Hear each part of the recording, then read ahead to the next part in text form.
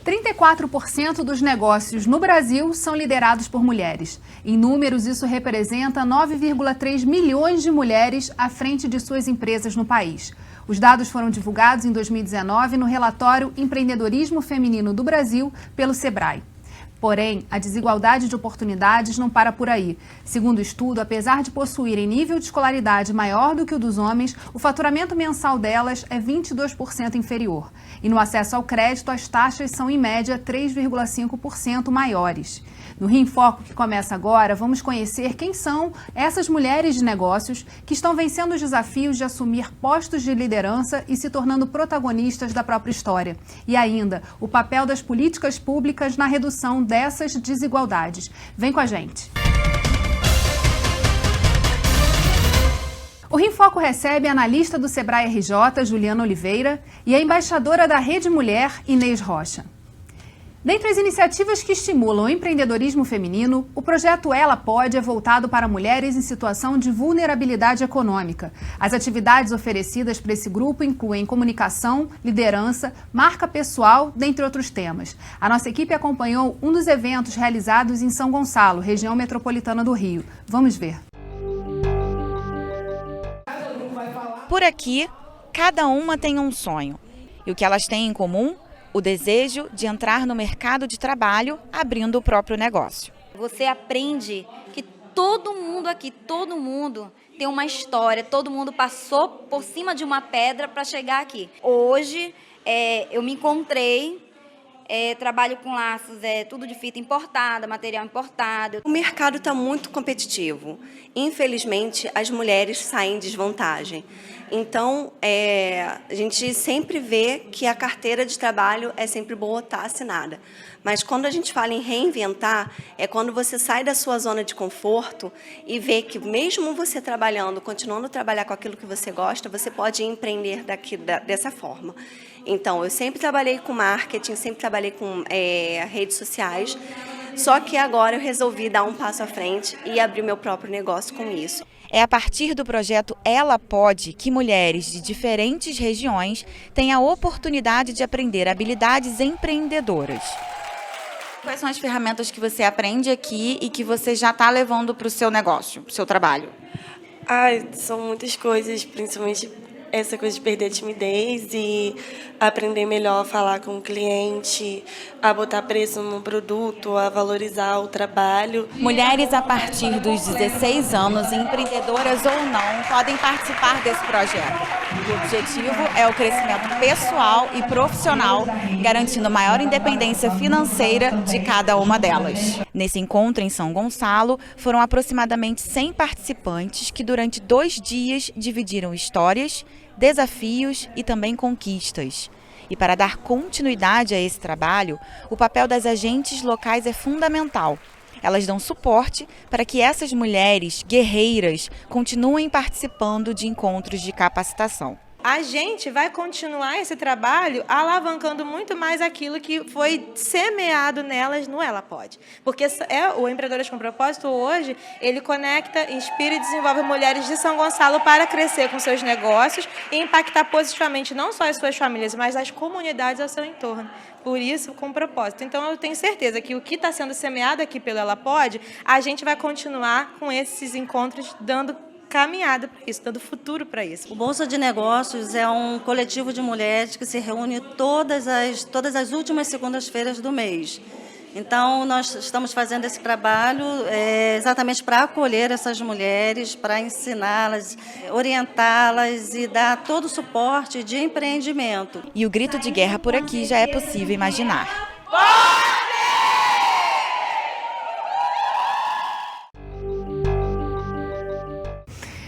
Como é que funciona esse projeto, Inês? Quando ele começou e qual o tempo, assim? Como é que ele vai se desenvolver? Esse é um programa desenvolvido pela Rede Mulher. A Rede Mulher já existe há 9 anos e o objetivo da rede é fazer com que as mulheres se sintam empoderadas e que tenham condição de gerir seus próprios negócios, construindo sua independência financeira. Então, quando o programa foi implantado, a partir de fevereiro, a nossa meta era 135 mil mulheres que elas fossem impactadas em torno dos seus negócios, né, para que elas tenham essa força, não só dentro dos seus negócios, mas que elas tenham uma independência para que elas possam decidir sobre a sua vida, que elas tenham opções. Hoje já estamos com 22 mil mulheres impactadas e a gente faz o acompanhamento delas e o mais importante é que a gente, além do programa, a gente construa as parcerias para que o projeto tenha uma continuidade localmente, que não fique só uma dependência, né, da rede, mas a gente possa ter a possibilidade de construir essa rede e elas mesmas encontrarem os caminhos com o nosso suporte. Desses 22 mil mulheres atendidas, já dá para traçar um perfil de quem é essa mulher empreendedora? Sim, são mulheres que muitas não sabiam que empreendiam. Muitas dizem que estão em fase de transição, porque elas não sabem se voltam ao mercado de trabalho ou se montam seus próprios negócios. E mulheres que ouvem falar sobre empreendedorismo e têm o desejo de empreender, mas ainda tem muita insegurança. Então, isso tudo aparece para a gente nas turmas em torno de 100 mulheres, né, como a gente viu há pouco. E dentro desse grupo, a gente precisa adequar a nossa linguagem dentro desses temas para que todas saiam satisfeitas e fortalecidas e com a autoestima elevada para tomar as suas próprias decisões. O último relatório feito pelo Sebrae, se fala muito do nível de informalidade entre as mulheres empreendedoras, é muito maior do que a dos homens, né?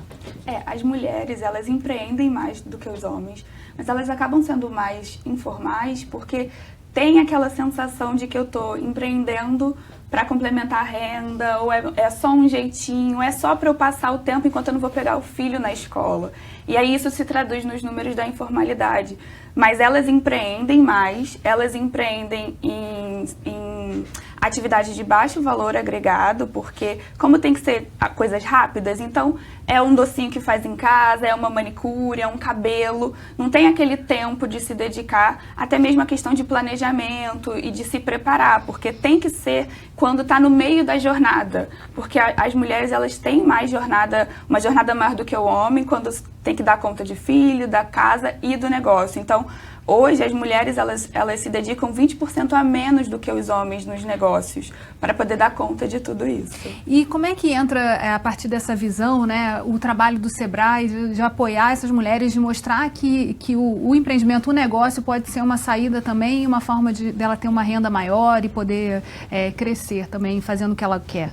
Esse ano o Sebrae está atuando nessa temática de empreendedorismo feminino com um projeto chamado Sebrae Delas, Mulher de Negócios, em que a gente quer trabalhar com 2 pilares. Trabalhar a gestão empresarial, que é muito importante, que os negócios delas estejam estruturados, mas a gente também quer trabalhar aquelas soft skills, aquelas habilidades que muitas vezes por questões culturais não são tão desenvolvidas, como negociação, liderança. Por exemplo, as mulheres elas são super adimplentes, mas elas são as que pagam mais juros, porque quando chega na hora de um banco para poder negociar, às vezes essa troca ela não é fácil, porque é cultural, é da nossa cultura, que é sempre os nossos pais que fazem isso por nós, e a gente traz isso para os nossos negócios também. A gente vai fazer um rápido intervalo e voltamos já. Rio em Foco aqui, política e economia caminham juntas.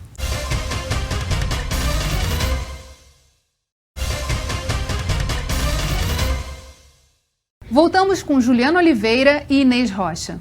Para ajudar a tirar o negócio do papel e a estruturar o empreendimento, as incubadoras podem ser um caminho.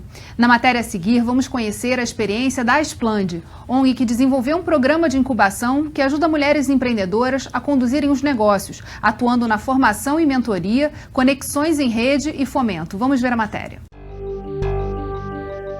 Desde 1992, a organização não governamental Asplande vem trabalhando com mulheres empreendedoras de favelas e periferias da região metropolitana do Rio. Dentre as diversas atividades, uma delas é o projeto de incubação de empreendimentos. Criamos o projeto Incubadora de Impacto Social para Mulheres, em parceria com uma empresa de negócio de impacto social inglesa, chamada Social Stack, que ele tem como objetivo estimular o empreendedorismo de impacto socioambiental na realidade, né? O programa também inclui cursos, orientação e oficinas de preparação para aproximadamente 60 mulheres empreendedoras. O projeto ele prevê formação, mentoria e fomento. Também são realizadas reuniões mensais para acompanhar o processo de evolução de cada uma e para a realização de palestras com especialistas da área. Nesse último encontro, o tema abordado foi o Projeto de Lei 997 de 2019, que cria a política estadual de investimentos e negócios de impacto no Rio de Janeiro. Sempre tem um tema nessas reuniões mensais de rede, que a gente chama, que são reuniões de formação e de troca. O mais importante, eu acho, do que o próprio respaldo mesmo, né, para o nosso negócio se desenvolver melhor, é da gente poder conhecer outras empreendedoras, onde a gente se fortalece, a gente estabelece novas relações profissionais, tem a possibilidade de estar fazendo conexão com outros coletivos, com outros grupos. A participação da Paiol Cultural na incubadora da Splend me possibilitou entrar em contato com diversas ferramentas para estruturar um negócio. Nós somos uma produtora na área da economia criativa, tem suas especificidades por ser um negócio social, então ter contato com ferramentas como finanças, marketing, gestão, está nos ajudando a estruturar um negócio para ele crescer e gerar mais impacto social. São todos caminhos que ajudam a alimentar essa rede de informação, de fortalecimento, de reconhecimento também desse perfil. Existe uma diferenciação, até em termos de análise dos dados, das mulheres que são donas do próprio negócio, das empreendedoras? Existe essa diferença? Existe. As mulheres donas de negócios são aquelas que elas já estão empreendendo e já se reconhecem como tal. As empreendedoras, elas ainda estão nesse processo. Faz sim uma análise entre as donas de negócios e empreendedoras, mas é muito uma questão de, a partir do momento como ela se vê, o que ela faz com isso, né? Então ela consegue já empregar outras pessoas, sejam mulheres ou homens, e consegue a ter uma escala maior de atuação. Aqui na rede a gente trata o empreendedorismo de uma forma mais ampla, né? A gente cuida da postura empreendedora. Muitas vezes ela não tem o negócio ainda, mas trabalhar e desenvolver a postura empreendedora, onde ela precisa ter autoconfiança, otimismo, resiliência, propensão a risco, né? E condição de protagonizar um negócio. Às vezes isso é muito mais importante ser trabalhado do que necessariamente ter o negócio, né? Então, a gente trabalha dessa forma, ela tendo ou não o negócio. Então, a postura empreendedora, às vezes, é muito mais importante para ela poder ter força e confiança para empreender e ter negócio, né? No relatório do Sebrae também tem uma outra informação importante, que é sobre a questão de que as mulheres empreendem mais por necessidade. A gente está numa realidade hoje no país de 13 milhões de desempregados. É um número bastante grande. Na verdade, todo mundo começa a buscar formas de sobreviver nesse cenário. Em relação ao perfil das mulheres, o que leva elas a empreender? Elas vão buscar uma solução para complementar a renda, né? Porque muitas vezes essas mulheres, elas já atuavam enquanto empregadas formalmente, já complementavam a renda da família, e quando ela se vê sem emprego, precisa buscar uma alternativa. Muitas vezes também elas já são as chefes de família, porque também tem essa questão dos números de mulheres donas de família que ficam desempregadas, elas têm que continuar, porque senão como é que vai dar o jeito com a criança, E né? esse número aumentou nos últimos 2 anos. Sim, né? Esse número está dobrando porque as mulheres, o número de demissões é maior porque geralmente mulher quando engravida, quando volta da licença, elas já são mandadas embora, né? Então, por isso que o número aumenta também nesse cenário que a gente está vivendo hoje em dia. Na rede, assim, como são tratados os perfis? A gente, um dos temas importantes, né, em relação a como essas mulheres começam a ver que há desafios muito semelhantes nas outras ou em parceiras, elas conseguem começar a se fortalecer também, né, e a entenderem que elas podem ter um impacto local que vai muito além do que elas mesmas estão produzindo ou estão fazendo nos seus negócios. Na rede, a gente trabalha com vários perfis e a gente tem a construção das trilhas. para mulheres que já têm negócios e estão em condições de acelerar os seus negócios, a rede tem uma aceleradora. Né, tem também a trilha empreendedora, então depende de onde você está. Ele é focado em mulheres em vulnerabilidade, então aparece as que têm negócio, as que não têm negócio. O mais importante é que elas sejam atingidas e impactadas com essa construção do ambiente, né, do ecossistema empreendedor, que elas entendam que elas podem participar. Então, assim, é muito mais importante trabalhar, porque a gente sabe que é um número muito elevado, mas isso não quer dizer que os outros perfis estejam desassistidos, mas com trilhas diferenciadas. Então, isso para a gente é muito importante entender e saber direcionar melhor para que elas tenham conforto e se identifiquem nas suas redes, né? A construção da rede, isso é fundamental. Para viabilizar esses encontros, entendendo que muitas dessas mulheres têm esse perfil de trabalhar no momento que os filhos estão na escola, esses programas são adaptados a isso? Os horários, a forma de encontro, a forma de participação delas? Uma das questões para trabalhar o empreendedorismo feminino é considerar esse perfil, né? Então, ter horas alternativas, horários alternativos das capacitações, ter espaço para as crianças, por exemplo, porque nem toda mãe consegue deixar alguém para cuidar. Entender essa realidade é muito importante, até mesmo para a gente conseguir ganhar a segurança delas, de que aquela capacitação é sim para elas, porque às vezes fica com aquela questão, né? Poxa, eu não me encaixo nesse perfil porque eu tenho que dar conta de todo o resto. E aí, quando a gente, enquanto instituição, quer trabalhar empreendedorismo feminino, tem sim que considerar todas essas diversas realidades em que a gente quer estar junto para ser uma rede de apoio para elas também. Na rede nós temos muita possibilidade de fazer o trabalho online, mas particularmente ela pode nos surpreendeu porque são 16 horas de capacitação e a gente tinha essa expectativa delas não poderem, só que elas estão podendo e elas estão aparecendo e elas ficam 16 horas ali. Então, assim, eu acho que tá sendo muito mais forte do que elas e geralmente a gente tem crianças na turma. É muito comum. Não tem uma turma que não tenha uma ou duas crianças participando das 16 horas de capacitação. É muito interessante. A gente não sabe muito bem como lidar, daqui a pouco vai ter que ter uma pequena creche, mas pode acontecer. Mas aí também é interessante, vai criando os filhos para mostrar que elas estão podendo, né? Que as mães podem também. A gente vai fazer um rápido intervalo e voltamos já. Rio em Foco aqui, política e economia caminham juntas.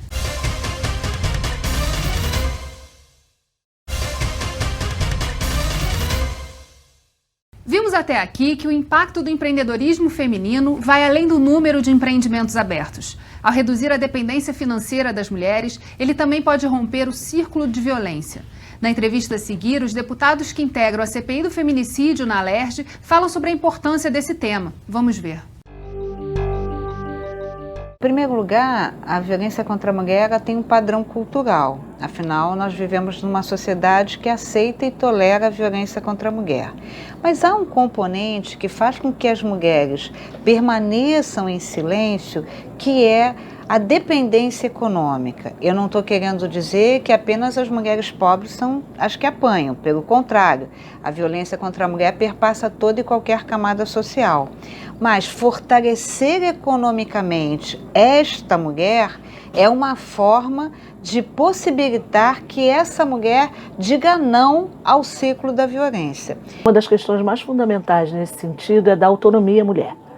Um dos grandes problemas da violência de gênero que desembocam na violência doméstica e, consequentemente, no feminicídio, a gente tem visto, eu como vice-presidenta da CPI, como mulher e como alguém que ouve as mulheres há muito tempo, é que as mulheres não conseguem se desvencilhar dos seus companheiros porque elas não têm autonomia financeira. A primeira coisa que o empreendedorismo pode contribuir muito é na questão da independência financeira da mulher. O empreendedorismo, ele de fato empodera aquele que está ali tentando transformar a vida de alguém, gerando valor através de um serviço, através de um produto que tenha inventado, que esteja trabalhando, enfim. A sociedade é composta por homens, mulheres, transgêneros, LGBTs, enfim, pessoas. Então todas as pessoas da nossa sociedade têm que fazer parte desse debate, porque nós não somos ilhas isoladas um do outro. E eu acho que quando a gente não traz todo mundo para uma mesa de debate, não traz todo mundo para trabalhar um problema que a gente tem na sociedade, a gente pode acabar no momento em que um começa a prejudicar o outro porque de alguma forma se sente desafiado ou culturalmente atingido, né? A gente vive numa cultura patriarcal muito grande no nosso país. E para vencer essa cultura patriarcal, a gente na verdade precisa efetivamente tratar todos como iguais para além da lei, mas também que essas pessoas possam se entender como parte de uma mesma comunidade e a gente assim consiga diminuir os índices de violência. Então, pensar, né, na proteção integral dessa mulher, pensar na saúde dessa mulher que está fragilizada, pensar na escolaridade dessa mulher, para que ela esteja qualificada para o mercado de trabalho e pensar nas estratégias de qualificar essa mulher, de ensinar a ser empreendedor, porque o empreendedorismo é algo fascinante, mas não é algo simples. Eu acho que é uma forma, sem dúvida nenhuma, que a CPI vai sinalizar nas suas recomendações. Também fazem parte da CPI do feminicídio a relatora, deputada Zeidan Lula, como integrantes efetivos as deputadas Tia Ju, enfermeira Rejane e Rosane Félix. Como suplentes, as deputadas Renata Souza e Dani Monteiro.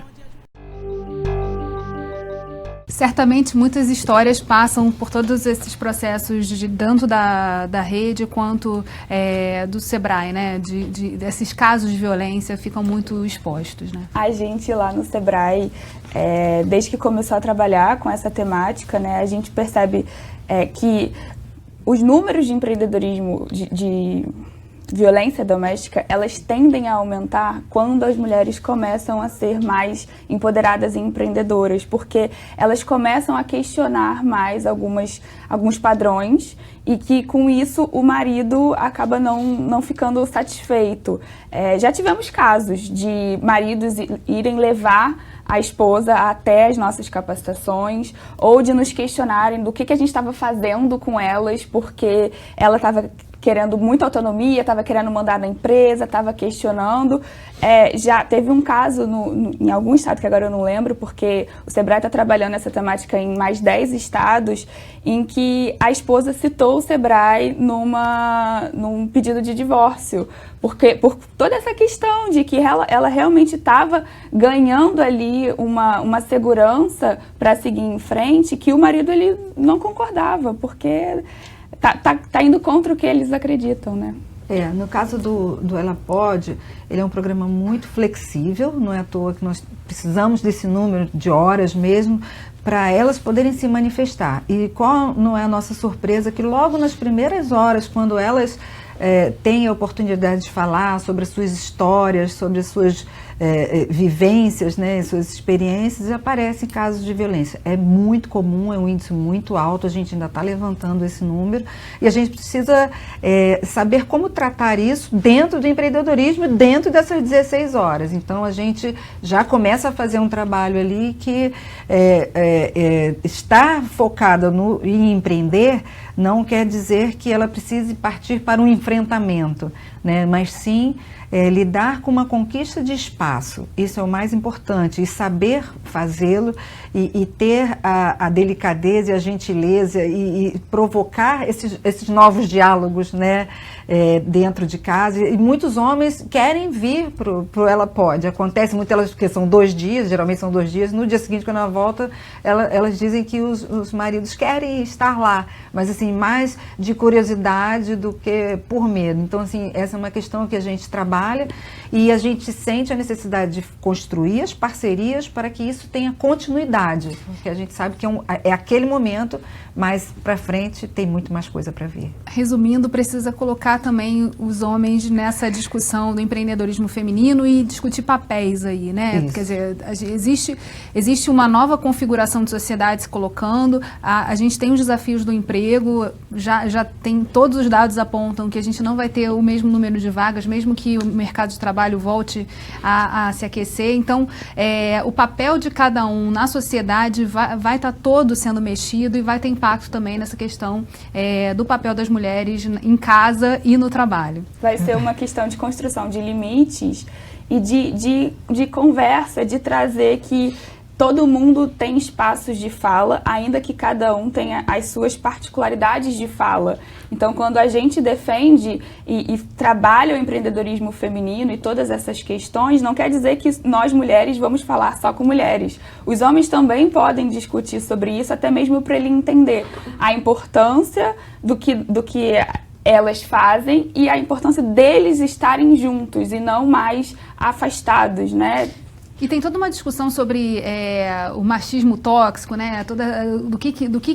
De qual o papel do homem, de como esse papel é construído o tempo todo, e toda a tentativa de se buscar um equilíbrio aí é sabotada pelas próprias piadas e pelos próprios grupos que já estão lá consolidados, de amigos, da própria família.